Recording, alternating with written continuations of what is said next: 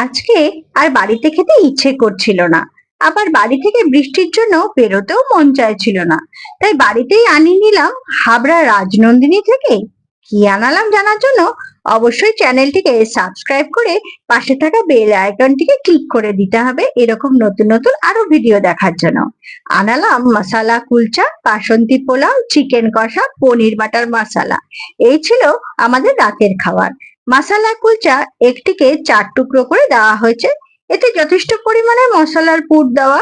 একটা অংশ ছেড়ে মুখে দিতেই বোঝা যাচ্ছে যে বেশ নরম আর সুস্বাদু এই মশালা কুলচা। শুধু আচার দিয়ে এটি খাওয়া যায়। আমরা অবশ্য পনির বাটার মশলা দিয়ে এটা খেয়ে দেখলাম।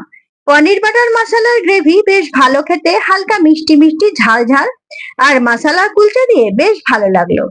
এক প্লেটে যথেষ্ট পরিমাণে পনির ছিল আর সেগুলো বেশ নরমও ছিল। এক প্লেটের দাম 350 টাকা। দাম হিসেবে পরিমাণ ঠিকঠাক বলা যায়। আর একটা মশালা কুলচার দাম 112 টাকা। এরপর চিকেন কষা দিয়ে মশালা কুলচা ট্রাই করলাম। এর এক প্লেটের দাম 378 টাকা। 4 পিস চিকেন ওনারা দিয়েছিলেন। গ্রেভির টেস্ট মোটামুটি, কুলচা দিয়ে খেলাম, বিশেষ ভালো লাগলো না। তবে চিকেনটা বেশ নরম ছিল, তাই দাম হিসাবে এই আইটেমটা অনেক বেশি সুস্বাদু হতে পারত। এরপর চেখে দেখার পালা বাসন্তী পোলাও। এক প্লেটের দাম পড়লো 280 টাকা।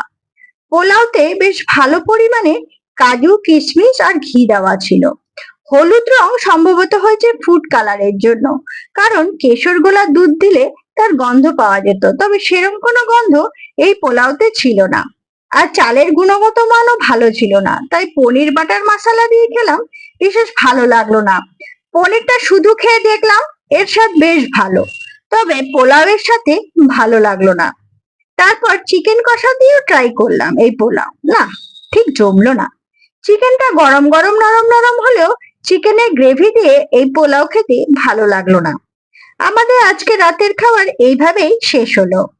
আর ভিডিওটা ভালো লাগলে অবশ্যই কমেন্ট করে জানাবেন। আর আপনারা যদি কেউ রাজনন্দিনীতে আগে খেয়ে থাকেন, তবে সেটাও কমেন্ট করে আমাদের অবশ্যই জানাবেন আপনাদের এখানের অভিজ্ঞতা কেমন ছিল। ভিডিওটা দেখার জন্য ধন্যবাদ।